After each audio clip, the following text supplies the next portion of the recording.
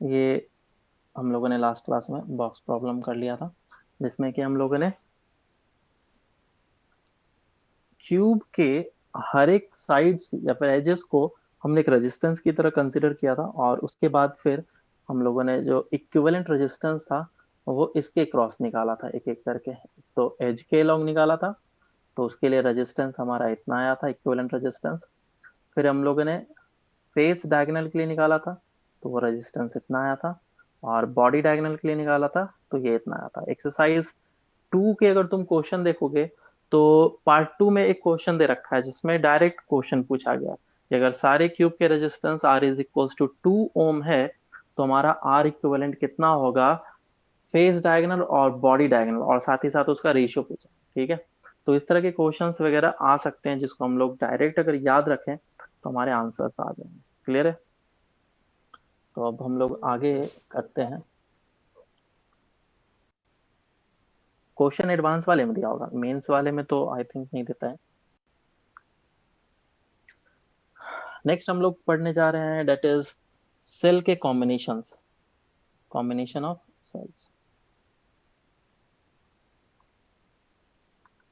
Combination of cells. और हमारे पास ढेर सारे बैटरीज हैं, और इस बैटरीज को हम लोग सीरीज और पैरेलल में लगा सकते हैं। और सीरीज अगर पैरेलल में लगाया तो फिर हमें इक्विवेलेंट ईएमएफ और इक्विवेलेंट इंटरनल रेजिस्टेंस कितना मिलेगा, ये हम लोग को देखना है। तो पहला है सीरीज कॉम्बिनेशन। सीरीज कॉम्बिनेशन, तो सीरीज कॉम्बिनेशन क्या है? मान लो कि ढेर सारे बैटरीज हैं। मैं कितने भी सारे बैटरीज ले सकता हूँ, एक जनरल फॉर्मूला निकल जाएगा। 3 बैटरी ले लेता हूँ। ये बैटरी लिया और इसका इंटरनल रेजिस्टेंस, और ये एक बैटरी लिया, फिर इसका इंटरनल रेजिस्टेंस, फिर ये एक बैटरी लिया, इसका इंटरनल। ढेर सारे हो सकते हैं, E1, E2, E3, R1, R2, R3। तो मुझे इसका इक्विवेलेंट रेजिस्टेंस और इक्विवेलेंट ईएमएफ देखना है कि कितना होगा। तो फर्स्ट वाला तो काफी इजी है। बताओ ई इक्विवेलेंट कितना हो जाएगा? E equivalent will be equals to E1 plus E2 plus E3, ये हो जाएगा। और साथ ही साथ ध्यान रहे, इस जगह पे हर एक E1, E2, E3 का जो साइन है उसको देख करके पुट करेंगे। यहाँ पे पोलरिटी का ध्यान रखना है, प्लस माइनस, प्लस माइनस। अगर कोई एक उल्टा होगा तो मुझे माइनस पुट करना होगा। सपोज ये चीज तुमने पॉजिटिव डायरेक्शन एज्यूम करा है, तो इसे तुम्हें क्या बोलना होगा? Negative direction. सपोज ये E1 और ये E2 है, तो ईएमएफ नेट कितना हो जाएगा? E1 minus of E2। ठीक है, इस बात का ध्यान रखेंगे। तो ये हो गया हमारा ई इक्विवेलेंट। आर इक्विवेलेंट कितना हो जाएगा? आर इक्विवेलेंट, क्योंकि सभी रेजिस्टेंस सीरीज में दिख रहे हैं, तो ये हो जाएगा R1 plus R2 plus R3। क्या डेरिवेशन करने की जरूरत है क्या, या समझ में आ रही है? बताओ सभी कोई, समझ में है सब। समझ में आ रहा है? Second, parallel combination.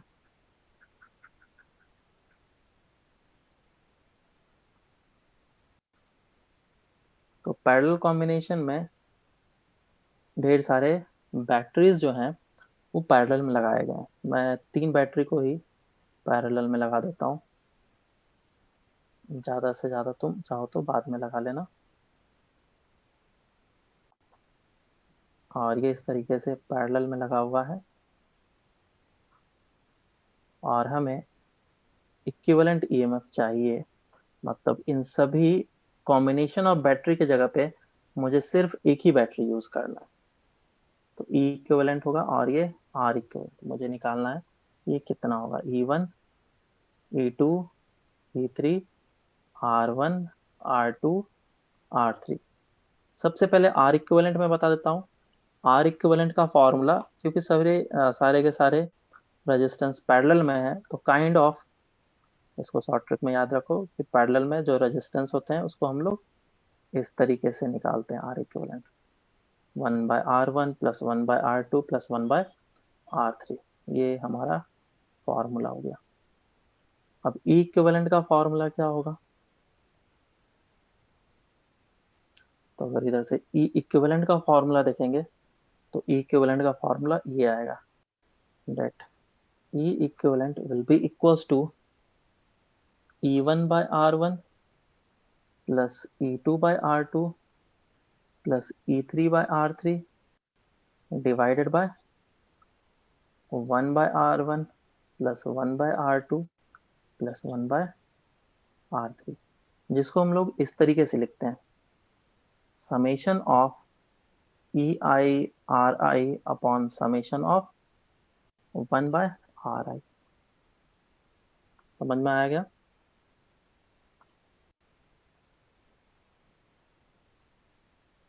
तो ये फॉर्मूला है और इस फॉर्मूले को हम लोग याद रखेंगे। तो इसका डेरिवेशन बताओ, बताना है या नहीं बताना? आई डोंट थिंक किसी काम का होगा डेरिवेशन, कहीं पे पूछा नहीं जाता है, लेकिन बोलो बताओ। हाँ सर। चलो ठीक है, तो तुम लोग को भी अच्छे से समझना पड़ेगा, सिर्फ मेरे बताने से काम नहीं चलेगा। दूसरा चीज, यहाँ पे भी फिर से E1 E2 E3 जितने भी हैं उसको साइन के साथ पुट करेंगे, पुट विथ साइन। साइन का मतलब पोलरिटी, एक दूसरे को सपोर्ट कर रहा है या फिर अपोज कर रहा है। क्वेश्चन करेंगे तो और अच्छे तरीके से समझ में आएगा। चलो इसके डेरिवेशन देखते हैं। तो ये कुछ इस टाइप का मैं डायग्राम बना रहा हूँ, समझना अच्छे से, टफ होता है समझना। ये 3 बैटरीज लगे हुए हैं,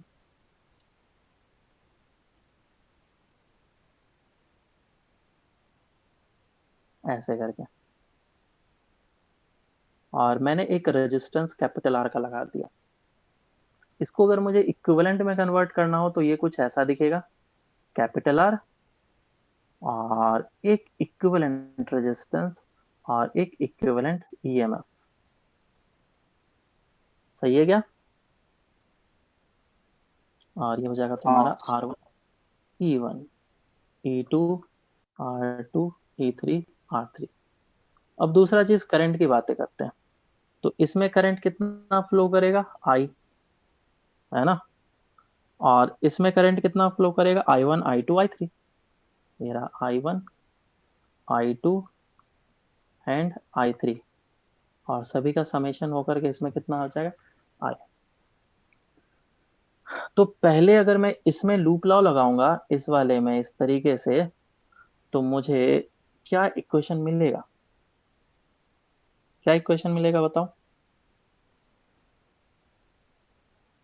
इस जगह से चलना स्टार्ट करता हूँ, ठीक है? तो ये हो जाएगा minus plus plus minus and plus minus. तो पहले क्या आया? E equivalent. फिर क्या आएगा? Minus of I into R. फिर क्या आएगा? माइनस ऑफ आई इंटू वही तो और इतनी R equivalent is equal to 0। चीज़ें। ये इक्वेशन मुझे दिखेगा। तो मैं क्या करना चाह रहा हूं, इस जगह से इक्वेशन बना रहा हूं कुछ इस फॉर्मेट में, ताकि मैं आर को और आर इक्विवेलेंट को कंपेयर कर पाऊं, सॉरी, ई इक्विवेलेंट को और आर इक्विवेलेंट को कंपेयर कर पाऊं। समझ में आया क्या? मेरा मेन मोटिव ये है। तो मैंने अभी इक्वेशन बनाना स्टार्ट किया। तो इक्वेशन पहले E1 के थ्रू बना रहा हूं मैं, ऐसे करके जाऊंगा, ये ऐसे करते हुए, ऐसे करते हुए, ऐसे आ जाऊंगा। तो इस जगह से चलना स्टार्ट किया। कितना हो जाएगा इक्वेशन बताओ जल्दी से? E1 minus I into R minus I into R और वन 0। हम्म, ठीक है, तो yes। इसमें I1 कितना आ जाएगा? इसमें I1 कितना आ जाएगा? I1 का वैल्यू कितना होगा बोलो जल्दी से? माइनस कर लो ना, इसको इस तरफ लेकर के चले जाओ। E1 ये वाला upon R plus R1 minus, minus हाँ। है ना, hmm, minus minus I R upon R1, बराबर है क्या? ये हो गया हमारा फर्स्ट इक्वेशन। क्या इसी तरह का इक्वेशन मेरे को सेकेंड लूप के लिए मिल सकता है? तो कैसा मिलेगा? E two minus of I into R minus of I two into R two is equal to zero. और फिर इसके लिए अगर मैं आई टू निकालूंगा तो आई टू कितना निकलेगा? E two divide by R two minus of I R divide by R two, second equation. And third के लिए भी हम लोग डायरेक्ट लिख लेते हैं, it is E three upon R three minus of I R upon R three. समझ में आया क्या? तो अगर मैं आई नेट देखूंगा तो that should be I one plus I two plus of I three होना चाहिए। ठीक है क्या? तो यस सर। ऐड कर लो, हाँ सर। ऐड करो, ऐड करो कितना आ रहा है? ऐड करेंगे तो कितना आ जाएगा? E one by R one plus E two by R two plus E three by R three minus of I R by R one plus I R by R two plus I R by R three. ऐसा आएगा। अब इसी को तुम्हें compare करना है किसके साथ? ऊपर वाले के साथ। तो ऊपर वाले को मैं इस फॉर्मेट में लिखने का कोशिश करता हूँ। आई इज इक्वल्स टू कितना हो जाएगा? बोलो। ई इस फॉर्मेट इक्विवेलेंट। में लिखो ना, इस फॉर्मेट में, इस फॉर्मेट में। कितना आ जाएगा? E equivalent upon R equivalent hmm. Minus I by R. R upon small equivalent. सही है, ऐसा लिखा जाएगा। तो इधर से मैं आई इंटू आर कॉमन ले लूंगा। यहाँ पे ये वाला चीज टर्म देखो अच्छे तरीके से। तो ये क्या दे देगा? आर इक्विवेलेंट दे देगा। अरे बोलो। यस। नहीं समझ में आ रहा? मैंने पहले ही बताया था कि देखो भाई कॉम्प्लिकेटेड है चीजें। तो मैं समझ में आए ना आए मैं गारंटी नहीं ले सकता हूँ, और यूज भी नहीं होता है ज्यादातर। तो ये हो जाएगा E one by R one plus E two by R two plus E three by R three sir वो नहीं minus of part. I into R कॉम ले लो common, one by R one plus one by R two plus one by R three. अब इस चीज को compare करो ऊपर वाले इक्वेशन से। तो देखो ये क्या है, किस तरीके से लिखा है? वन बाय आर इक्विवेलेंट लिखा हुआ है मल्टीप्लीकेशन में, है कि नहीं? Yes sir. हाँ सर। तो क्या ये वाला जो चीज है वो वन बाय आर इक्विवेलेंट है ना? Yes sir. तो मेरे को वन बाय आर इक्विवेलेंट आ गया is equal to one by R one plus one by R two plus one by R three. अब दूसरा ई इक्विवेलेंट वाला, क्या मैं इस पूरे टर्म को E equivalent upon R equivalent बोल सकता हूँ? है ना? Yes sir. Equivalent upon R equivalent बोल सकता हूँ। तो E equivalent upon R equivalent is equals to E one upon R one plus E two upon R two plus E three upon R three. अब E equivalent कितना निकलेगा? इसको multiply कर लो उस तरफ, आर इक्विवेलेंट को, और आर इक्विवेलेंट का तुमने वैल्यू इस जगह पे निकाल दिया। बराबर है क्या? तो ये आ जाएगा yes. E one upon R one plus E two upon R two plus E three upon R three divided by one by R one plus one by R plus one by R three. तो ये derivation है इसका। बराबर। Yes. तो अब इस पे question करते हैं। क्वेश्चन अगर समझ में आ गया तो बस इतना ही काम है तुम्हारे, तुम लोग के लिए। क्वेश्चन समझ में आना चाहिए और क्वेश्चन तुमसे होना चाहिए। सबसे पहले तो निकालो कि ये हमारे पास कॉम्बिनेशन है कुछ बैटरीज के।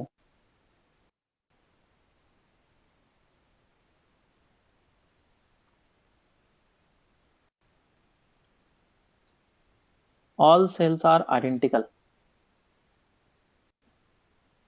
ठीक है, ऑल सेल्स आर आइडेंटिकल, और सेल जो है उसका इंटरनल रेजिस्टेंस आर और ईएमएफ ई दे रखा है, तो इसका ई रिजल्टेंट तुम्हें बताना है, ई नेट, और आर नेट बताना है, और सेम इस वाले में निकालो, सॉल्व करो, सॉल्व करते हैं। तो देखो इस क्वेश्चन को कैसे करेंगे, फॉर्मूला तुम लोग को पता है, उस फॉर्मूले को बस अप्लाई करो, आंसर आने रहेगा। तो ई नेट का फॉर्मूला क्या होता है, E1/R1, क्योंकि सभी कोई ई सेम है, तो E2/R2 plus E3/R3 divided by 1/R plus 1/R plus 1/R। तो अगर तुम ई कॉमन ले लो तो ऐसा दिखेगा 1/R plus 1/R plus 1/R divided by 1/R plus 1/R plus 1/R। तो ऊपर नीचे कैंसिल आउट हो जाएगा और ये बचेगा सिर्फ ई। तो हमेशा याद रखना, अगर पैरेलल में तुमने कितने भी सेल्स लगा दिए, कितने भी बैटरी लगा दिए, सारे आइडेंटिकल बैटरी हैं और पैरेलल में तुमने लगा दिया, तो उसका रिजल्टेंट ईएमएफ ऑलवेज ई ही होता है। दूसरा, अब रेजिस्टेंस कितना हो जाएगा, क्योंकि सारे रेजिस्टेंस पैरेलल में, तो ये हो जाएगा R/3। तो रेजिस्टेंस जो है वो घट जाएगा, इंटरनल रेजिस्टेंस जो है सॉरी, तो इंटरनल रेजिस्टेंस जो है वो घट जाएगा, लेकिन ई इक्विवेलेंट जो है वो हमारा चेंज नहीं होगा, एक का जितना है उतना ही सबका होगा। तो इससे फायदा क्या हुआ, इससे फायदा ये हुआ कि जो करंट है वो इंक्रीज हो गया। अगर मैं सिंपल सा एक बैटरी लगाता तो उसके कारण से मैं करंट को इंक्रीज नहीं कर पाता, बराबर। लेकिन जब करंट को मुझे इंक्रीज करना होता है या फिर जो पोटेंशियल डिफरेंस बिल्कुल एक्यूरेट अप्लाई करना होता है, तो हम लोग बैटरीज को पैरेलल में अप्लाई करते हैं। तो उससे मुझे क्या फायदा होता है, उससे फायदा ये होता है कि पोटेंशियल डिफरेंस ज्यादा से ज्यादा एक्यूरेट मिलता है। बैटरी का जो हम लोग इंटरनल रेजिस्टेंस है उसको घटा नहीं सकते हैं, मतलब कि किसी भी बैटरी के इंटरनल रेजिस्टेंस के, एक निप्पो बैटरी ले लें, उसके इंटरनल रेजिस्टेंस को कभी मैं जीरो नहीं कर सकता हूँ, लेकिन इतना जरूर है कि उसके इंटरनल रेजिस्टेंस को घटा सकता हूँ अगर मैं 3 बैटरी या 4 बैटरी को पैरेलल में लगा दूं तो उससे मुझे क्या मिलेगा, ट्रू ईएमएफ क्लोज एनफ मिल सकता है। नेक्स्ट इज, अगर ये सारे के सारे सीरीज में है तो क्या हो गया, तो ऑफकोर्स इसमें तो इजी होता है, E1 + E2 + E3 + E4 सभी ई है, तो ये कितना हो जाएगा 3E। और आर इक्विवेलेंट कितना हो जाएगा, ये भी ऐड हो जाएगा, तो डेट विल बी 3 × R। तो यहाँ पे देखो, इसमें तुमने सेल को सीरीज में लगाया, तो उसके कारण से इंटरनल रेजिस्टेंस भी बढ़ गया। अब इंटरनल रेजिस्टेंस बढ़ने के कारण से इसमें जो एनर्जी का लॉस होगा वो भी बहुत ज्यादा होगा। सीरीज का अपना अलग फायदा है कि हाँ तुमने पोटेंशियल डिफरेंस को इंक्रीज कर लिया है, लेकिन तुम्हारा हीट में भी लॉस हो रहा है, ठीक है, जो कि अनवांटेड होता है, हीट में लॉस होता है, तो 3R रेजिस्टेंस भी बढ़ जा रहा है। क्लियर है क्या, समझ में आया ये चीज। अब यस इसमें हम लोग नेक्स्ट क्वेश्चन करते हैं। मान लो कि तुम्हें सर्किट कुछ इस तरीके से दे दिया गया, क्वेश्चन है, ये सर्किट ऐसा दे दिया, ये एक बैटरी, ये एक बैटरी, और ये एक बैटरी दिया हुआ है, ये ऐसे करके 10 वोल्ट, 5 वोल्ट एंड 5 वोल्ट, और ये 2 ओम, 2 ओम एंड 2 ओम, और फिर इसको इसके साथ कंबाइन कर दिया गया एक और बैटरी के साथ, जो कि 5 वोल्ट का है और इसका इंटरनल रेजिस्टेंस 2 ओम है। तो बताओ इसका ई इक्विवेलेंट एंड आर इक्विवेलेंट निकालो।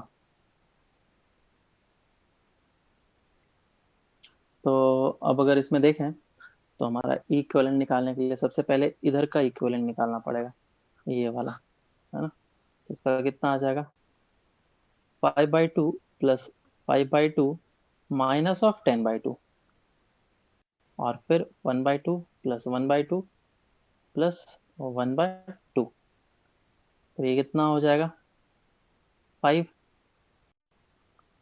बराबर। और ये दोनों का एडिशन कितना दे देगा 5, तो कैंसिल 5 आउट हो गया। ठीक है, कैंसिल आउट होकर के कितना दे दिया 0, 0 ये हो गया 0।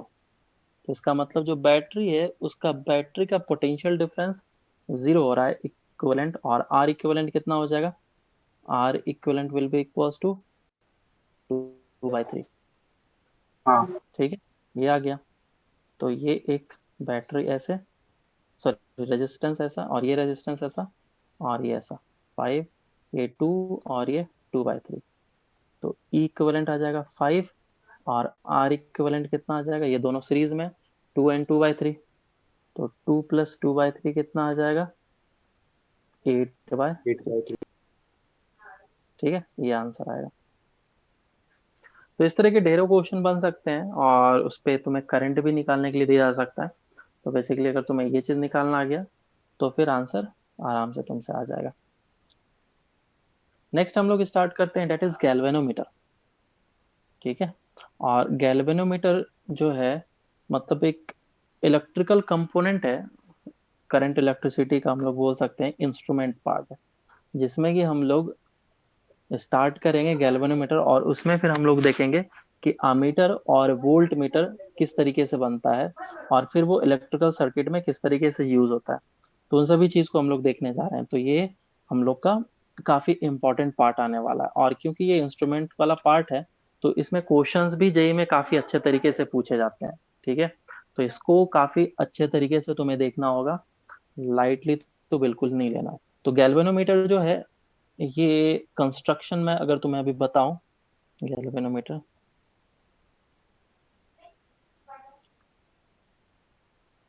तो इस गैल्वेनोमीटर को अगर मैं इसका कंस्ट्रक्शन बताऊं तो तुम्हें अभी पूरा का पूरा अच्छे तरीके से समझ में नहीं आएगा, क्योंकि ये जो पार्ट है वो मैग्नेटिज्म में हम लोग पढ़ाते हैं। ठीक है, ईएमआई ईएमएफ वगैरह में आता है। वो जब तक तुम्हें इलेक्ट्रिक फील्ड मैग्नेटिक फील्ड पता नहीं होगा, डायपोल नहीं पता होगा, तो किस तरीके से इस पर टॉर्क वगैरह लग रहा है वो तुम्हें नहीं पता चल पाएगा। लेकिन फिर भी एक बेसिक कंस्ट्रक्शन तुम लोग को मैं बताऊंगा, और बेसिक कंस्ट्रक्शन से तुम लोग थोड़ा सा समझ लेना, और फिर बाकी जो बचेगा वो हम लोग जब हम लोग ईएमआई ईएमएफ पढ़ लेंगे तो उस समय हम लोग देखेंगे। ठीक है, तो सबसे पहले एक हॉर्सू, दो हॉर्सू मैग्नेट लगा होता है, और मैग्नेट कुछ इस तरीके से लगा होता है, इस तरफ नॉर्थ और इस तरफ साउथ पोल होते हैं। तो एक नॉर्थ पोल और ये साउथ पोल होता है इस पे, और बीच में होता है हमारे पास सिलेंडर, और ये सिलेंडर के ऊपर क्या होता है, रैपिंग होता है, कॉइल्स लगे होते हैं। कॉइल्स किस तरीके से लगते हैं, कॉइल्स जो है वो सिलेंडर के ऊपर कुछ इस तरीके से लगा हुआ होता है, ये ऐसे करके लगा होता है। तुम अगर इसको इमेजिन करो अच्छे तरीके से, तो ये एक लूप फॉर्म कर रहा है, ऐसा इस टाइप का लूप फॉर्म कर रहा है, स्क्वायर मान लो या रेक्टेंगल मान लो। सोचो एक बार अच्छे तरीके से, हाँ। समझ में आ रहा है क्या। यस। और सिलेंडर जो है वो हमारा रोटेट कर सकता है, और सिलेंडर के साथ ही निडल कनेक्टेड होता है इस तरीके से, और ये निडल जो है इस तरीके से हमें रीडिंग देता है यहाँ पे। मैं पूरा कंस्ट्रक्शन तो बता नहीं पाऊंगा, लेकिन थोड़ा समझ लो, कंस्ट्रक्शन पूरा थोड़ा कॉम्प्लिकेटेड होता है। और नीचे जो होता है वो स्प्रिंग लगा होता है इस तरीके से, स्प्रिंग लगा होता है ऐसा। तो अब क्या होता है, ये जो हमारा लूप है इस लूप में करंट फ्लो करता है। कैसे करके फ्लो करता है करंट, जो नॉब होता है, मैं एक कंस्ट्रक्शन नीचे बनाता हूँ। आमीटर अगर तुमने कभी देखा होगा, गैल्वेनोमीटर तुमने कभी देखा होगा, वो कुछ इस तरीके से होता है, एक दो, इसमें वायर जाता है और इधर से वायर निकलता है। तो बेसिकली करंट इधर से जाएगा और इधर से निकलेगा, और इस जगह पे डिफ्लेक्शन के लिए निडल होता है। 0 1 2 3 4 5 6 रीडिंग होता है, और इस जगह पे एक स्क्रू या नॉब होता है जिसको हम लोग एडजस्ट करते हैं और जीरो पे लेकर के आते हैं रीडिंग को। इसको कैलिब्रेशन कहा जाता है। इस नॉब से हम लोग कैलिब्रेशन कर सकते हैं। किसी ने देखा है क्या मीटर वोल्ट मीटर वगैरह? हाँ सर। हाँ, चलो स्टार्ट करते हैं। तो बेसिकली जो सिलेंडर का पोजीशन होता है वो इस जगह पे सिलेंडर होता है, ये इस जगह पे सिलेंडर होता है, और जो करंट होता है वो इस तरीके से जाता है और लूप में इन होता है, और इन होने के बाद फिर एग्जिट कर जाता है। तो उस लूप में जो ऊपर मैंने बनाया, इसमें क्या करंट फ्लो कर रहा है, ये करंट इस तरीके से फ्लो कर सकता है, और इसमें नंबर ऑफ लूप्स ढेर सारे हो सकते हैं। तो मैं मान लेता हूँ कि capital N is the number of loops. और तो मैग्नेटिक फील्ड जैसे ही आता है, तो यहाँ पे करंट इस वायर में होने के कारण से इस करंट कैरिंग वायर पे या फिर लूप पे टॉर्क लगता है। तो इतना सा समझ लो कि हाँ, ये जो है इस लूप के ऊपर टॉर्क लगेगा, और ये मैग्नेटिक फील्ड के कारण से इस डायरेक्शन में टॉर्क रोटेट कराने की कोशिश करेगा। In this is torque due to current बोलो या फिर मैग्नेटिक फील्ड बोल दो, बराबर। उसके बाद फिर क्योंकि ये सिलेंडर इस तरीके से रोटेट करेगा, तो स्प्रिंग ट्विस्ट हो जाएगा। तो स्प्रिंग ट्विस्ट होगा तो स्प्रिंग क्या करेगा, वो भी टॉर्क लगाने की कोशिश करेगा अपोजिट डायरेक्शन में, है ना। टॉर्क क्या करेगा, अपोजिट डायरेक्शन में लगाने की कोशिश करेगा। तो ये जो टॉर्क होगा, this will be the torque due to the spring force या फिर स्प्रिंग। तो जब दोनों का टॉर्क बैलेंस हो जाएगा, उस समय जो है निडल इक्विलिब्रियम में आ जाएगा, और यहाँ पे मुझे एक रीडिंग मिलेगा। अब ये जो रीडिंग है इस बात पे डिपेंड करेगा कि मैग्नेटिक फील्ड कितना टॉर्क लगाया, और मैग्नेटिक फील्ड कितना टॉर्क लगाएगा वो इस बात पे डिपेंड करेगा कि करंट इसमें कितना फ्लो कर रहा है। ठीक है क्या, कि करंट इसमें कितना फ्लो कर रहा है। तो मैं अभी के लिए तुम्हें बता दे रहा हूं कि जो torque due to magnetic field होता है, उसका जो फॉर्मूला लिखते हैं हम लोग, डेट इज BINA होता है। ठीक है, torque due to magnetic field is BIN, कितना है, BINA। तो इसमें BINA किस चीज को डिनोट कर रहा है उसको मैं लिख लेता हूँ। ये है torque due to magnetic field, torque due to magnetic field, and I is the current in the loop, N is the number of loops, and A is the area of the loop, area of the loop। वो जो loop हमारा बना है cylinder के ऊपर, जो हम लोगों ने रैपिंग करा, उस लूप का। अब अगर इस जगह पे स्प्रिंग फोर्स के कारण से टॉर्क मैं काउंट करने की कोशिश करूं, तो स्प्रिंग फोर्स के कारण से टॉर्क का फॉर्मूला क्या होता है बताओ? C × थीटा, याद है क्या? ट्विस्ट होता है तो हम लोग जो टॉर्क लिखते हैं, डेट इज C × थीटा लिखते हैं, और सी को क्या बोलते हैं हम लोग? Torsional constant. Yes. Torsional constant. And theta को क्या बोलते हैं? एंगल जिसके थ्रू ये रोटेट हुआ है, बराबर। तुम लोगों ने ऐसा चल ये चीज पढ़ा होगा। तो जिस समय ये तो दोनों चीज बैलेंस हो जाएगा, torque due to the magnetic field equal हो जाएगा स्प्रिंग फोर्स के, उस समय ये जस्ट न्यूट्रल पे आ जाएगा और स्टेबल इक्विलिब्रियम हो जाएगा। तो मैं बोल सकता हूँ that C × theta will be equals to BINA, BINA। तो मेरा थीटा कितना आ जाएगा? Theta will be equals to BINA divided by C। Theta किस बात को डिनोट कर रहा है, कि ये जो हमारा निडल था वो कितना एंगल स्वाइप करेगा।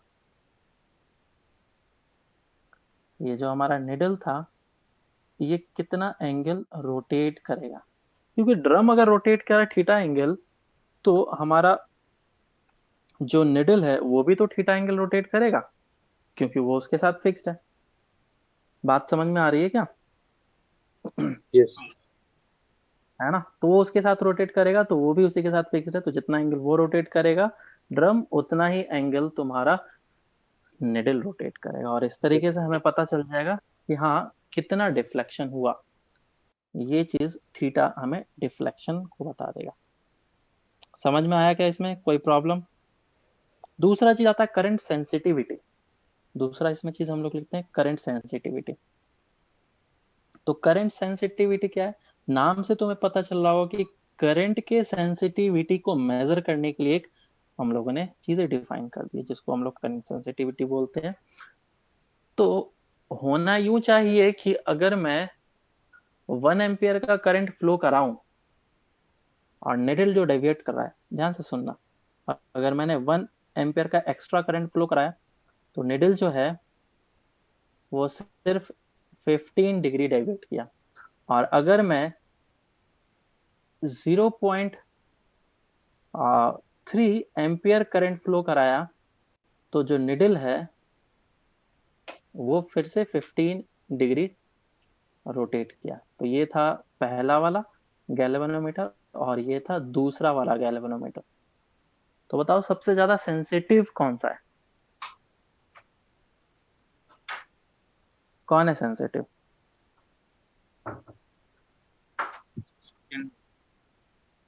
सेकंड वाला सेंसिटिव हुआ, है ना? अगर सेकंड वाले में देखे तो मैं 0.3 एम्पियर में 15 डिग्री तुम्हारा रोटेट हुआ। इसका मतलब कि मैं बहुत कम करंट फ्लो करा रहा हूं, तो भी ये तुरंत मुझे दिखा रहा है रीडिंग कहाँ हो रहा है। तो इसी के लिए अगर मैं 1 एम्पियर करंट फ्लो कराऊंगा, तो इसमें कितना डिग्री आगे चला जाएगा? 3 टाइम से ज्यादा। हाँ, 3 टाइम से भी ज्यादा। तो इसका करंट सेंसिटिविटी क्या है? कम। इसका करंट सेंसिटिविटी क्या है? ज्यादा। तो बेसिकली ये डिफ्लेक्शन को काउंट कर रहा है करंट के साथ कैसा है। बराबर है? चलो, तो पहले अपन गैल्वेनोमीटर को डिफाइन कर लेते हैं। गैल्वेनोमीटर क्या है? Galvanometer is a device which is used to measure a small current and is to obtain the direction of the current. तो galvanometer galvanometer is a device which is used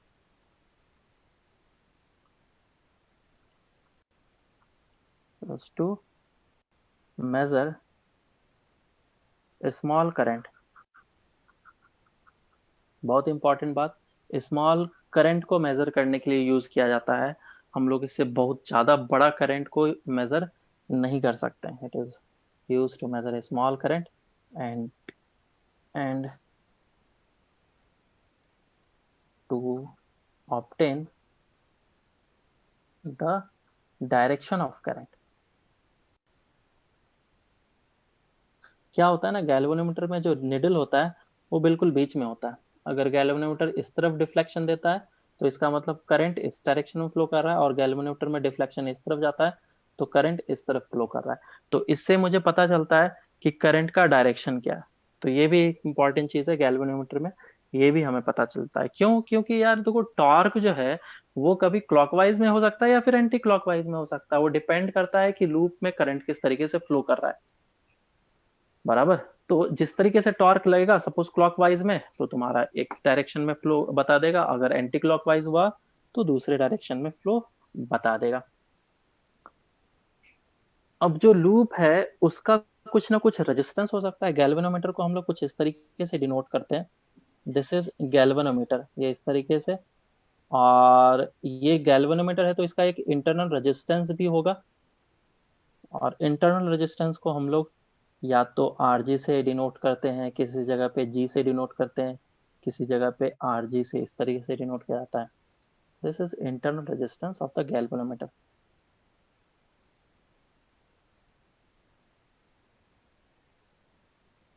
of the galvanometer. और क्योंकि galvanometer के अंदर wires हैं और काफी conducting होते हैं, तो उसका रेजिस्टेंस कम है। तो मैं बोल सकता हूँ कि इसमें जो करंट है वो भी एक पर्टिकुलर लेवल तक ही फ्लो करता है। तो IG से डिनोट करते हैं, this is the maximum current जो गैल्वेनोमीटर में फ्लो कराया जा सकता है। ठीक है, so this is the maximum current in the galvanometer, in the galvanometer. तो किसी भी गैल्वेनोमीटर में IG करंट से ज्यादा करंट अगर हम फ्लो कराएंगे तो गैल्वेनोमीटर क्या हो जाएगा, हमारा खराब हो जाएगा, बेकार हो जाएगा। तो गैल्वेनोमीटर के लिए हमें क्या करना है, IG से ज्यादा करंट फ्लो नहीं कराना है, उससे हमेशा कम करंट को फ्लो कराना है। ठीक है, ये बात समझ में आई Yes. क्या? हाँ, Yes. तो ये इंपॉर्टेंट चीज था, इसका नोटेशन वगैरह हम लोग देख लिया। अब आगे बढ़ते हम लोग current sensitivity. Next is current sensitivity.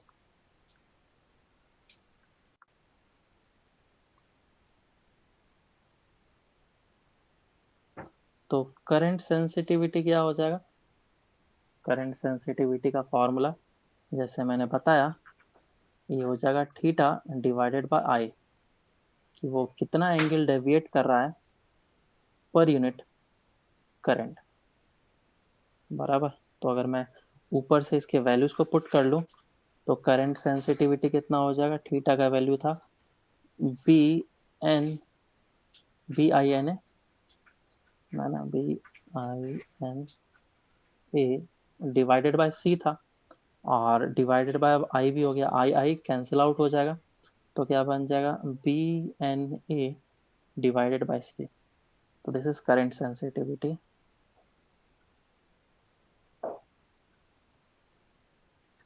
Voltage sensitivity नाम का भी एक चीज होता है, तो वोल्टेज सेंसिटिविटी के लिए हम लोग बोल देंगे पर यूनिट वोल्टेज। यहाँ पे जैसे पर यूनिट करंट बोला है, उस तरीके से वहां पे पर यूनिट वोल्टेज बोल देंगे। ठीक है, so it is defined as the deflection of the needle per unit current. It is defined as the deflection of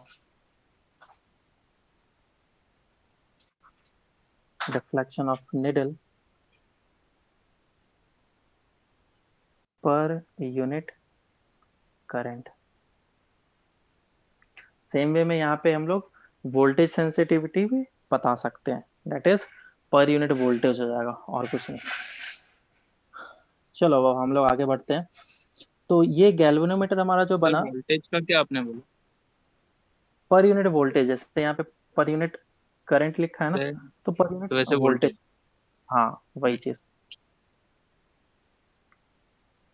तो यहाँ पे वोल्टेज सेंसिटिविटी भी लिख सकते हैं, सेंसिटिविटी। और वोल्टेज सेंसिटिविटी में हम लोग क्या लिख लेंगे कि डिफ्लेक्शन पर यूनिट वोल्टेज। ठीक है, जब आमीटर वगैरह देखेंगे तो हमें अच्छे तरीके से समझ में आ जाएगा। तो अब इस गैल्वेनोमीटर से हम ज्यादा करंट को मेजर नहीं कर सकते, ये सबसे बड़ा ड्रॉबैक है। तो मुझे तो ज्यादा से ज्यादा करंट को मेजर करना है, तो ज्यादा करंट को मेजर करने के लिए हम लोग गैल्वेनोमीटर को एक अलग से तरीके से कुछ इसमें सर्किट्स वगैरह मॉडिफाई करते हैं, और मॉडिफाई करने के बाद फिर हम लोग उसको आमीटर में कन्वर्ट करते हैं, और कुछ सिमिलर काइंड ऑफ मॉडिफिकेशन करते हैं तो हमें वोल्ट मीटर भी मिल जाता है। तो पहले मैं इस जगह पे दिखा देता हूँ। गैल्वेनोमीटर अगर हमारे पास है तो उस गैल्वेनोमीटर से हमें क्या मिलेगा, एक वोल्ट मीटर और एक आमीटर। तो ये हमारा आमीटर, ठीक है। तो दिस इज आमीटर, और एक मिलेगा वोल्ट मीटर। ठीक है, ये थोड़ा थ्योरी पार्ट है, अच्छे तरीके से समझना।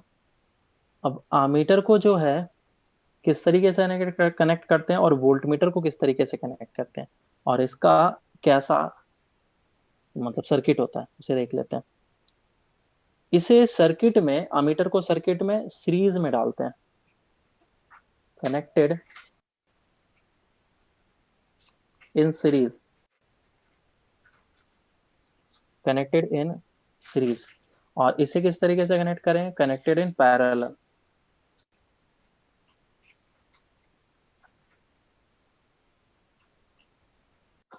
कनेक्टेड इन पैरेलल, और ये सीरीज में कनेक्ट हुआ। तो इसका कंस्ट्रक्शन कैसा होता है आमीटर का? तो दोनों तो बनता है गैल्वेनोमीटर से ही। ये हमारे पास है गैल्वेनोमीटर, ऐसा गैल्वेनोमीटर। और जो हम लोग एक रेजिस्टेंस को यूज करते हैं, इसमें पैरेलल में ये लगाते हैं। और जो वोल्ट मीटर होता है, वोल्ट मीटर में, गैल्वेनोमीटर को हम लोग, गैल्वेनोमीटर में जो रेजिस्टेंस लगाते हैं वो सीरीज में लगाते हैं। तो ये क्यों लगाते हैं अभी हम लोग सब समझेंगे। मैं बस एक थोड़ा सा इंट्रोडक्शन दे रहा हूँ इसके बारे में। यहाँ पे जो हमने लगाया है, इसको शंट वायर बोलते हैं, रेजिस्टेंस, शंट रेजिस्टेंस बोलते हैं। और इस जगह पे आर वी बोल देंगे, ठीक है। और क्योंकि इस जगह पे गैल्वेनोमीटर है, तो गैल्वेनोमीटर का भी रेजिस्टेंस होगा आर जी, या फिर कैपिटल जी से डिनोट कर सकते हैं। और ये भी आर जी, और ये शंट वायर। तो ये जो पूरा का पूरा सेटअप दिख रहा है मेरे को, ये जो सेटअप है, this is basically what, this is ammeter. ये हमारा अमीटर है। अगर ये अमीटर है, तो रेजिस्टेंस को किस तरीके से कनेक्ट किया गया, this is connected in parallel, connected in parallel. मतलब कि सर्किट में कनेक्ट किया जाता है सीरीज में, लेकिन रेजिस्टेंस को कनेक्ट किया जाता है पैरेलल में।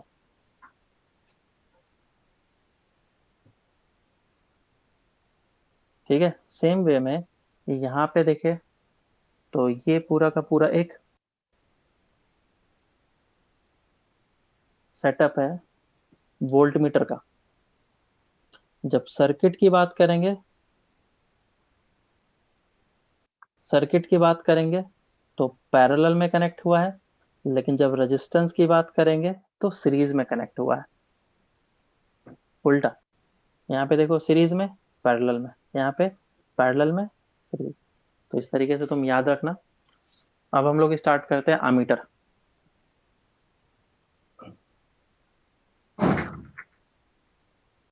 अमीटर, तो ammeter is a device which is used to measure the current. It is a device to measure the current in the circuit.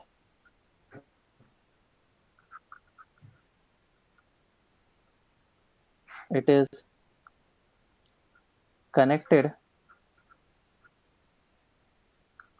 in series with the circuit. मान लो कि हमारे पास एक सर्किट है, ये रेजिस्टेंस है, capital R resistance, और ये एक बैटरी है, इसके कुछ इंटरनल रेजिस्टेंस है। और मुझे इसमें निकालना है कि करंट कितना है। बराबर, कैलकुलेशन वगैरह नहीं करना है मेरे को, मैनुअल मतलब एक्सपेरिमेंट से डेटा चाहिए। तो करंट निकालने के लिए हम लोग क्या करेंगे, इस जगह पे एक गैल्वेनोमीटर लगा देंगे, सॉरी अमीटर लगा देंगे। और अमीटर को हम लोग ए से डिनोट करेंगे। और ये किस तरीके से लगाना चाहिए, सीरीज में लगाना है। ठीक है, जो भी वायर है सीरीज में डाल दिया, और वोल्ट मीटर को पैरेलल में डालेंगे। तो अमीटर का कंस्ट्रक्शन देखो किस तरीके से होगा। अगर मैं सिर्फ और सिर्फ गैल्वेनोमीटर लगाऊं तो प्रॉब्लम हो जाएगा, है ना। इस कंस्ट्रक्शन को मैं मॉडिफाई करके यहाँ पे दिखा रहा हूँ। मान लो कि एक रेजिस्टेंस है मेरे पास, ये है हमारे पास रेजिस्टेंस, ठीक है। और मैंने इस जगह पे गैल्वेनोमीटर लगाया, और इस जगह पे मैंने बैटरी लगाया हुआ है।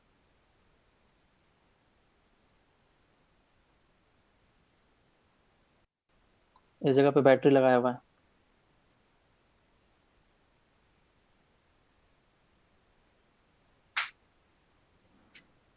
बोलो, इसमें जो करंट फ्लो कर रहा होगा that will be much much higher, बहुत ज्यादा करंट होगा, तो गैल्वेनोमीटर क्या हो जाएगा, खराब हो जाएगा, यस है ना। गैल्वेनोमीटर खराब हो जाएगा, मुझे क्या करना है, गैल्वेनोमीटर को बचा करके रखना है।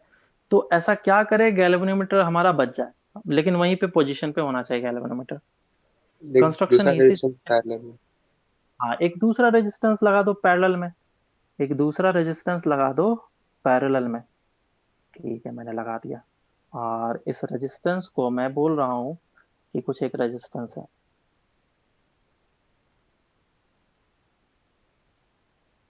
ये रेजिस्टेंस लगाया मैंने पैरेलल में, इस रेजिस्टेंस को मैं एस बोल रहा हूँ, और इस गैल्वेनोमीटर का रेजिस्टेंस जो है वो आर जी है, और इसे रेजिस्टेंस एस और आर जी दिया गया। तो करंट तो अभी भी आई फ्लो कर रहा है ना। yes। बताओ एस का वैल्यू और आर जी के वैल्यू को कंपेयर करेंगे तो किसका वैल्यू ज्यादा होना चाहिए, आरजी का। आर जी का वैल्यू ज्यादा होना चाहिए या एस का वैल्यू ज्यादा होना चाहिए। आरजी का सोचो सर, सर। अगर एस का वैल्यू बहुत ज्यादा होगा तो सारे के सारे करंट गैल्वेनोमीटर से चला जाएगा, लेकिन मैं ऐसा नहीं चाहता हूँ, मैं चाहता हूँ कि गैल्वेनोमीटर में जो करंट जाए वो बहुत ही कम जाए, और ज्यादा से ज्यादा करंट इस तरफ से चला जाए, है ना, एस यस से। हाँ। वो तभी पॉसिबल हो पाएगा एस जब एस का वैल्यू सर, काफी ज्यादा छोटा होगा, आरजी से, हाँ सर। है ना। तो आइडियल अगर मुझे बनाना है तो आइडियल अमीटर के लिए एस का वैल्यू क्या होना चाहिए, बहुत छोटा होना चाहिए। आइडियल अमीटर के लिए, आइडियल अमीटर के लिए एस काफी ज्यादा छोटा होना चाहिए, और इसको हम लोग शंट रेजिस्टेंस बोलते हैं, शंट रेजिस्टेंस। सर क्या लिखा है वो? Shunt, S H U N T. ठीक है, कभी भी शंट का मतलब होता है एक सिंपल वायर से कनेक्ट कर देना, जिसका रेजिस्टेंस काफी ज्यादा कम होता है, उसको हम लोग शंट वायर बोलते हैं, फिर शंट रेजिस्टेंस बोलते हैं। ठीक है, तो इधर से करंट कितना फ्लो करा, आई माइनस ऑफ आई जी। ठीक है, तो इसी कंस्ट्रक्शन को, ये जो इतना सा कंस्ट्रक्शन तुमने बनाया है, इसी कंस्ट्रक्शन को हमने नाम दे दिया अमीटर, जो कि यहाँ पे दिख रहा है। बराबर है क्या। अब तुम्हें अगर ये समझ में आ गया है तो मैं सर्किट बना रहा हूँ, और इस सर्किट को हमेशा के लिए याद रखना है कि क्वेश्चन इसी पे आते हैं।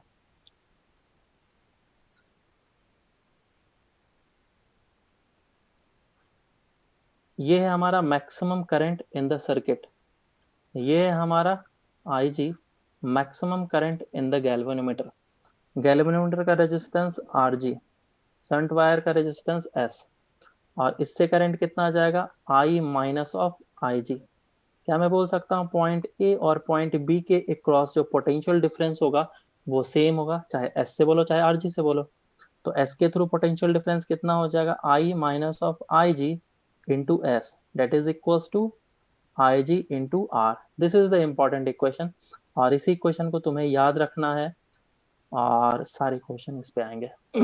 तो इससे तुम लोग चाहो तो कुछ भी निकाल सकते हो, शंट वायर का रेजिस्टेंस कितना होना चाहिए, that will be Ig into Rg divided by I minus of Ig, है ना। ये सारी चीज निकाल सकते हो, यस जो भी चाहिए तुम, बेसिकली कुछ भी पूछा जा सकता है, लेकिन इंपॉर्टेंट ये सर्किट डायग्राम और ये इक्वेशन, बस इतना सा इंपॉर्टेंट है। मैं हर एक चीज को वापस से डिफाइन कर देता हूँ। आई क्या है हमारा, I is the maximum current, फिर से मैं बता रहा हूँ, maximum current in the circuit, and I G is what, I G is maximum current to the galvanometer. in the galvanometer। बस, और आरजी और एस का बता तुम्हें पता है ये क्या होता है, ये चीज आ गया हमारा। समझ में आया सबको, कोई दिक्कत है इसमें, नो हाँ सर। सर, एक डाउट था सर। पूछो। सर हम लोग गैल्वेनोमीटर वो करंट भी मेजर करता है, तो सर जितना करंट जा रहा है मतलब उसका मतलब एक्सेस करंट मतलब निकाल के बाकी सब जा रहा है, तो फिर सर एक्चुअल करंट जो बैटरी दे रहा है वो पता कर नहीं सकते ना सर इससे।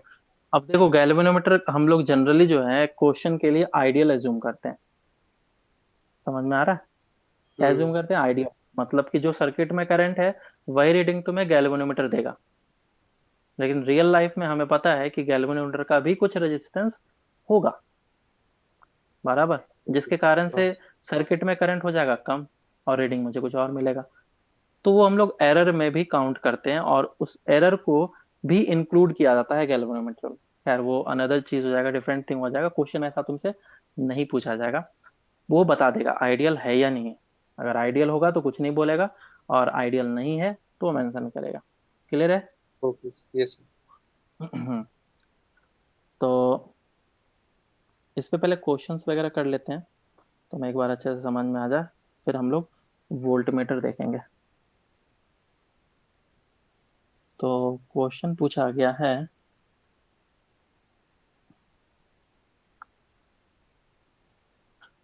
What is the value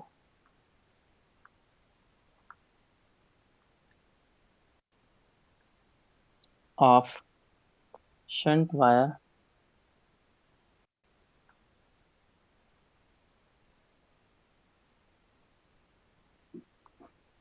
shunt wire which passes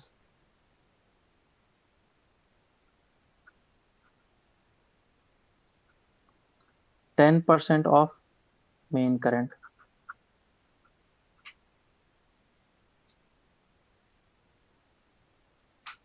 through the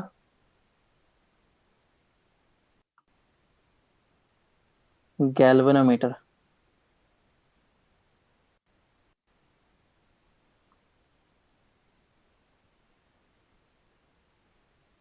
ठीक है, through the galvanometer of resistance 99 ओम।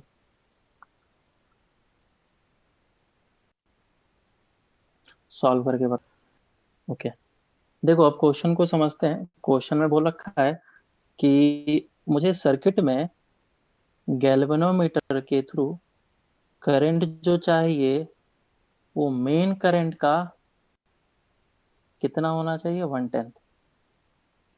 तो क्या I/10 होना चाहिए? बाकी सारा का सारा करंट तो इधर से फ्लो कर जाएगा, हम्म। 9I/10। ये शंट वायर और ये RG। तो मैंने जो पैसे जैसा बताया, पोटेंशियल डिफरेंस दोनों के क्रॉस सेम होना चाहिए। तो S into 9I/10 will be equals to I/10 into RG। इसको कैंसिल आउट कर लो, तो इधर से तुम्हें S निकल के आ जाएगा, डेट इज 11 ओम।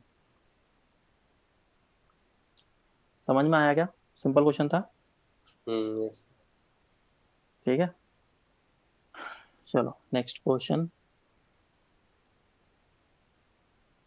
क्वेश्चन कुछ इस तरीके से दिया गया है, एक सर्किट है कुछ ऐसा,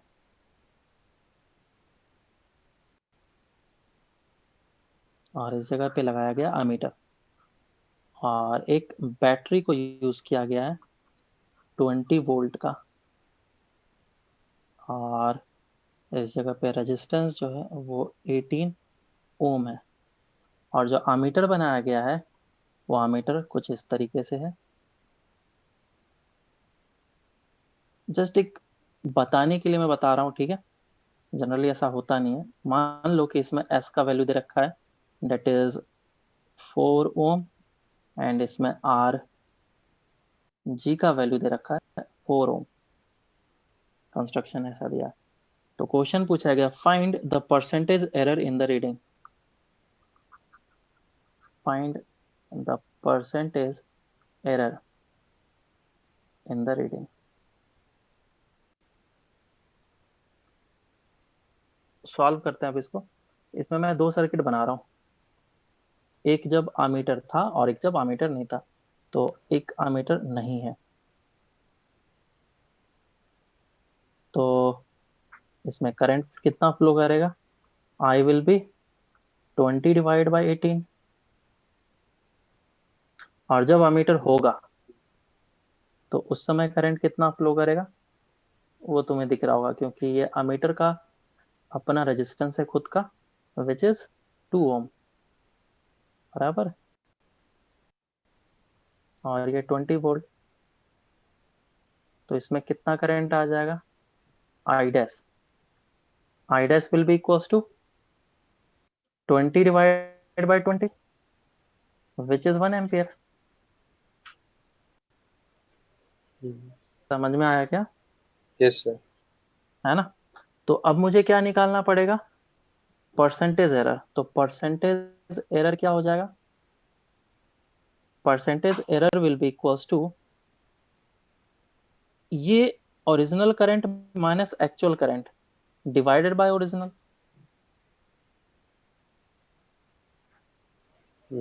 minus actual divided by original into 100।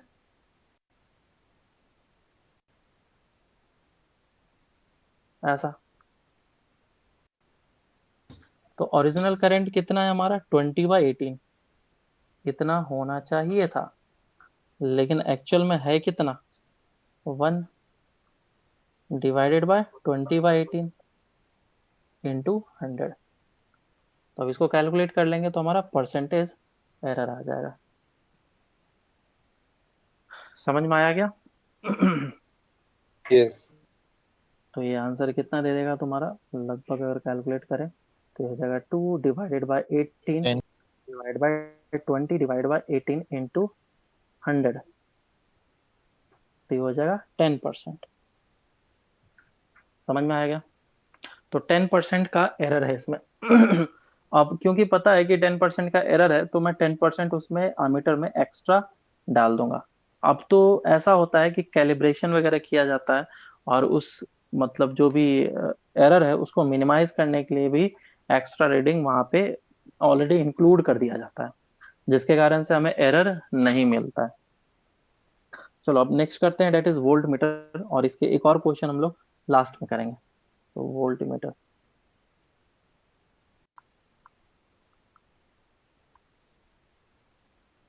Volt meter, volt meter क्या है?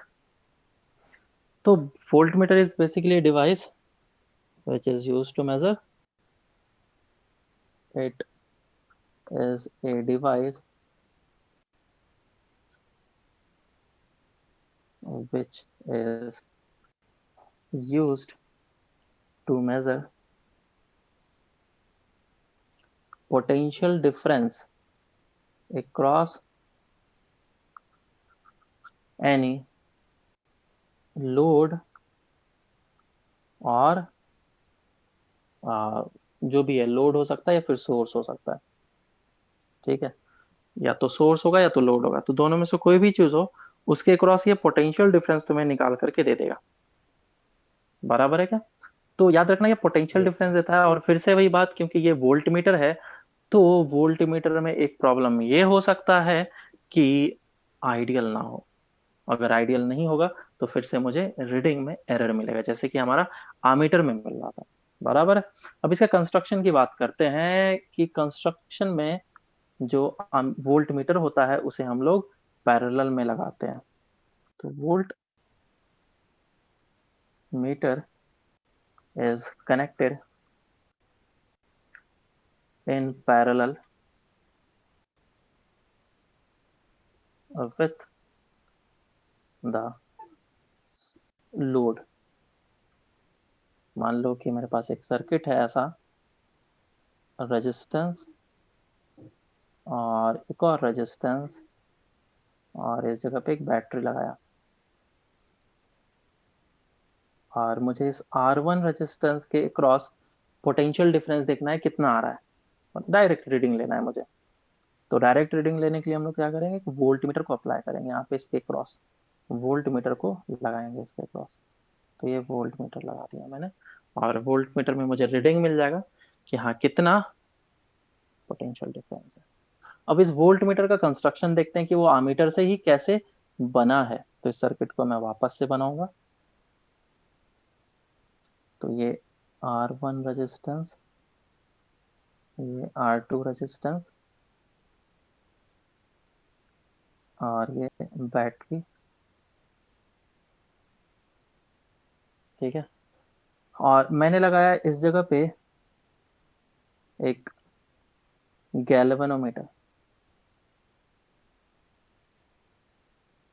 ऐसे करके, क्योंकि मुझे पोटेंशियल डिफरेंस मेजर करना है, तो मैंने गैल्वेनोमीटर लगाया। अब बताओ कि अगर इस गैल्वेनोमीटर को खराब नहीं होना है, करंट किस तरीके से फ्लो करेगा, ऐसे करके फ्लो करेगा।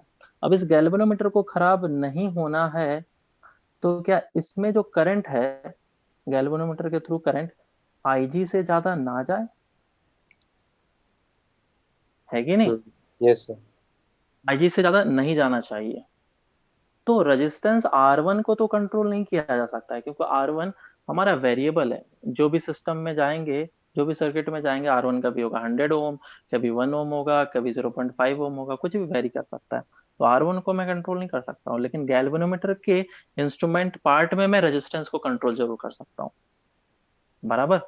तो मुझे यहाँ पे क्या करना चाहिए ऐसा, ताकि यहाँ पे करंट ही बहुत कम फ्लो करे, गैल्वेनोमीटर में करंट ही बहुत कम आए, इधर से सारा का सारा करंट इधर से ही निकल जाए। तो क्या करना चाहिए, मुझे एक रेजिस्टेंस काफी बड़ा वाला यहाँ पे लगाना चाहिए,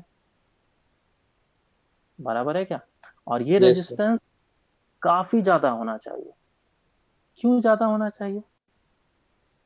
अगर रेजिस्टेंस काफी ज्यादा होगा, तो कोई भी करंट अगर आ रहा है, और ये है 1 ओम, और इधर है तुम्हारा सपोज 1000 ओम, तो इधर से करंट जाएगा ही नहीं जाएगा, सारा का सारा करंट इधर से जाएगा, है ना। I1 जो करंट जाएगा, that will be much much less than this I current.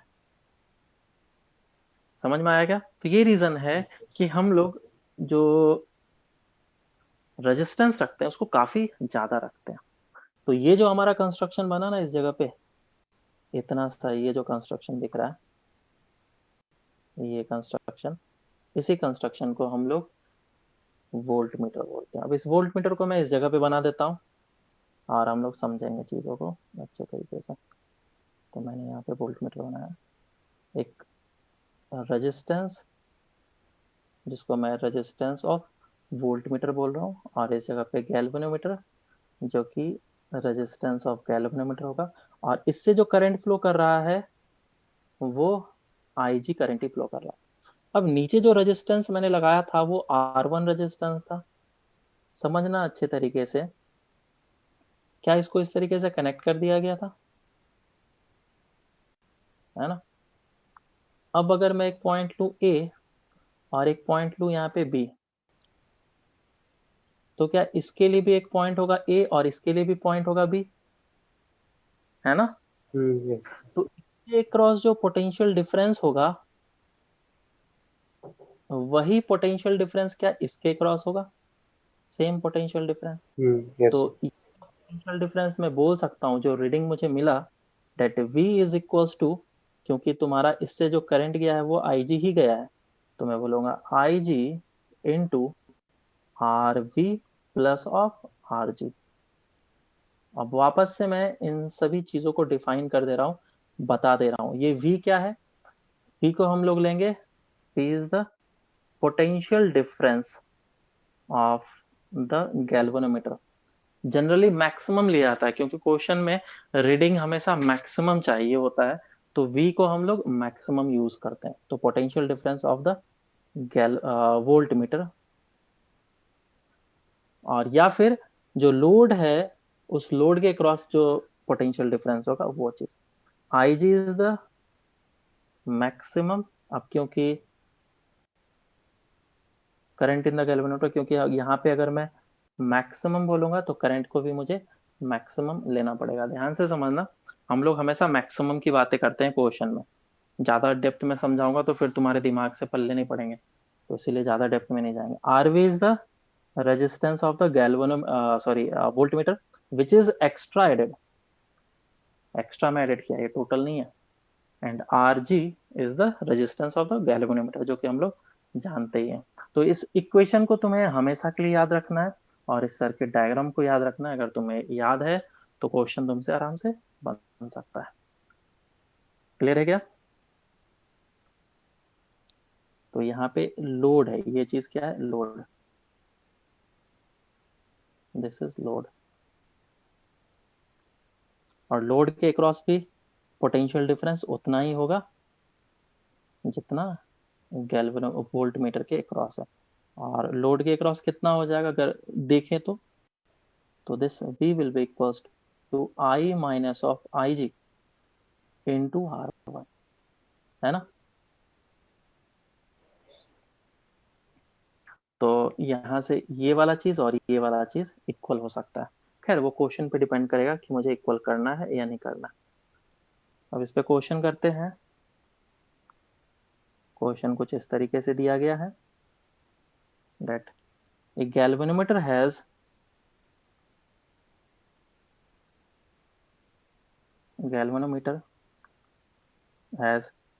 G ohm of resistance and range of V volt। ठीक है, calculate the resistance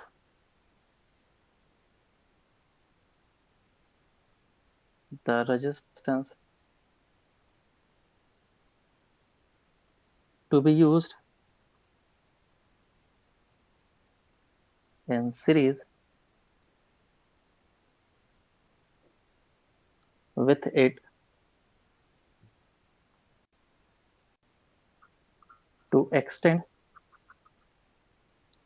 its range up to NV volt. ठीक है, सॉल्व करो इस question को। पहले कैल्विनोमीटर था जो हमारे पास, वो V वोल्ट का रेंज दे पा रहा था, लेकिन अब मुझे NV वोल्ट का रेंज चाहिए। तो मुझे जो सीरीज में कनेक्ट करना चाहिए वो कितना कनेक्ट करना चाहिए रेजिस्टेंस। चलो देखो सॉल्व करते हैं। सबसे पहले इसमें क्या बोला गया कि ये गैल्वेनोमीटर है और इसमें जो करंट फ्लो करेगा आपको IG करेगा और G ओम है। तो मैं इसका मैक्सिमम पोटेंशियल डिफरेंस V बताया, तो वो कितना लिख सकता हूँ? V is equals to IG into G, first equation. इसको मुझे कन्वर्ट करना है एक रेजिस्टेंस लगा करके एक वोल्ट मीटर में। ऑफकोर्स वोल्ट मीटर का रेंज को बढ़ाना है जो कि n टाइम्स ऑफ V हो जाना चाहिए। और लेकिन करंट तो अभी भी उतना ही फ्लो करेगा, तो ये RV होगा और ये G होगा। तो मैं n टाइम्स ऑफ V को किसके बराबर बोल सकता हूँ? RV plus of G into IG। अब ये इक्वेशन है सेकंड। अब इन दोनों इक्वेशन को सॉल्व करो और सॉल्व करने के बाद तुम्हारा आंसर आ जाएगा। तो ये कितना हो जाएगा? And V is equals to, ये तुम वैल्यूज को पुट कर लो। आई जी का वैल्यू कितना हो जाएगा? I G is equals to V by G, है ना? तो वैल्यू पुट कर लो, R V plus of G, और नीचे डिवाइडेड में आई जी आ जाएगा which is V divided by G. V से वी कैंसिल आउट हो जाएगा, तो ये एन टाइम्स ऑफ जी हो जाएगा। तो n times of g is equals to rv plus of g. So rv will be equals to n minus 1 into g. This will be the answer. ठीक है, अब एक लास्ट क्वेश्चन करते हैं, काफी अच्छा क्वेश्चन। क्वेश्चन कुछ इस तरीके से दे रखा है कि एक गैल्वेनोमीटर था हमारे पास with a scale divided into 100 equal divisions. ठीक है, एक galvanometer with a scale divided into 100 equal divisions.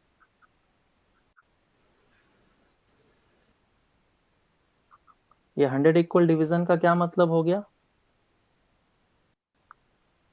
बोलो।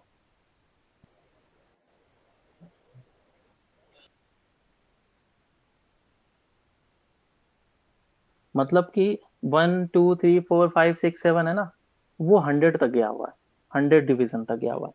उसका मतलब ये, जैसे कि 100 सेंटीमीटर का स्केल है तो 1 सेंटीमीटर 1 यूनिट कहलाएगा।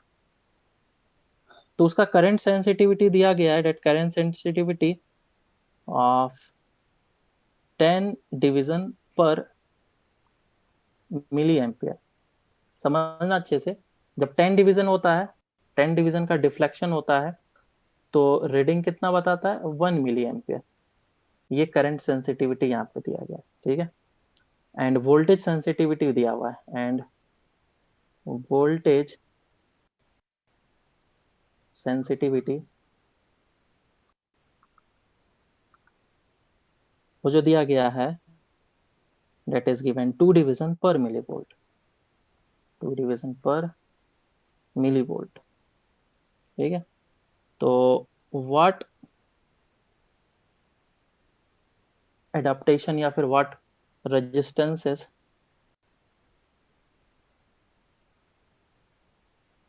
what resistances are required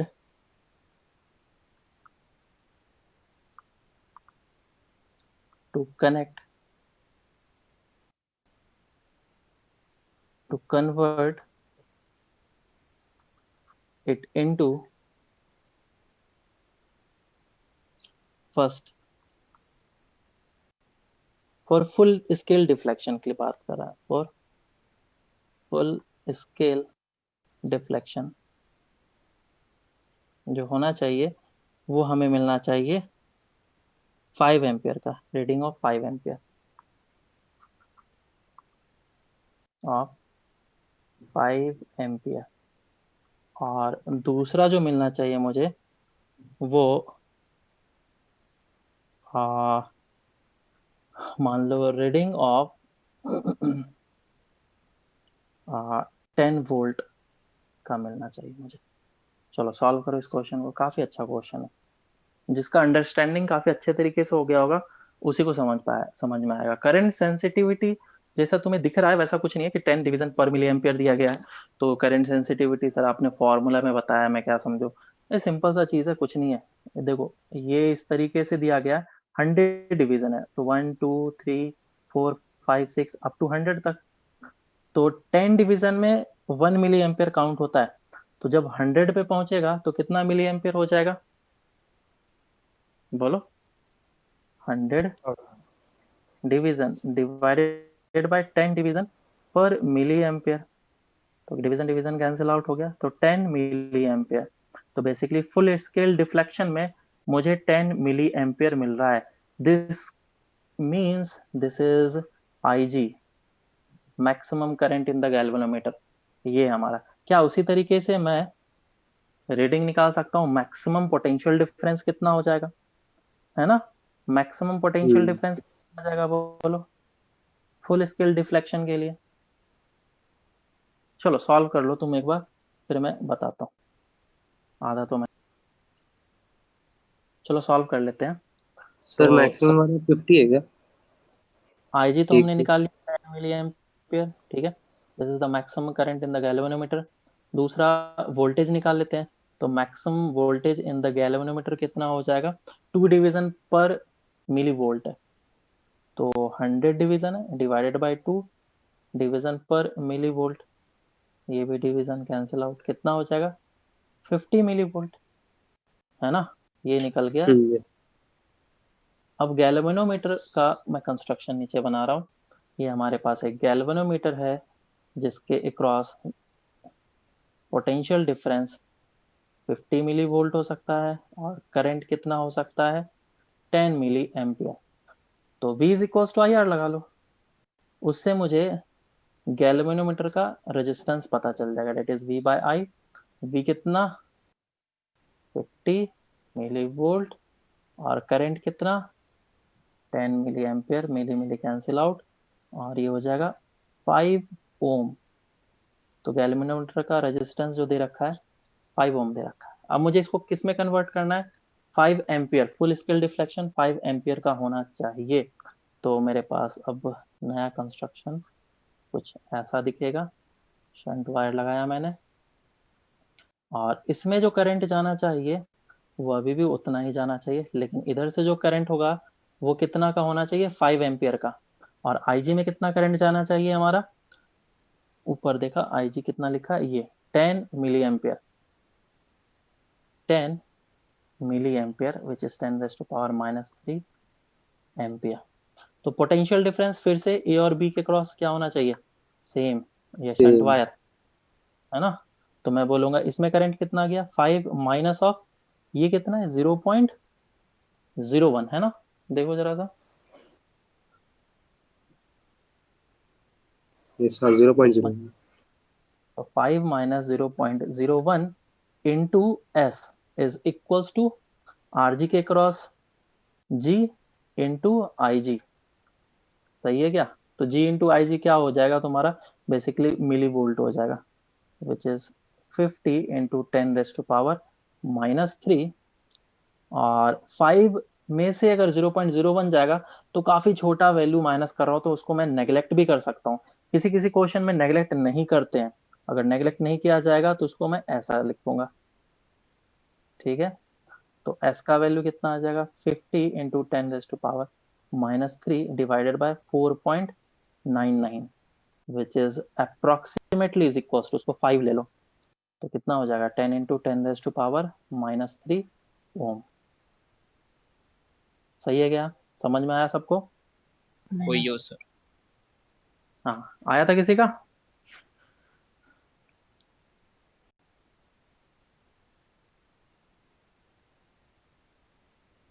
next जो इसमें पूछा गया वो 10 वोल्ट का पूछा गया, तो 10 वोल्ट कैसे आएगा। 10 वोल्ट के लिए हम लोग कर सकते हैं कि जो हमारा रेजिस्टेंस इस जगह पे लगाया गया है वो कुछ इस तरीके से लगाया जाए कि ये 10 वोल्ट का बन जाए मुझे, है ना।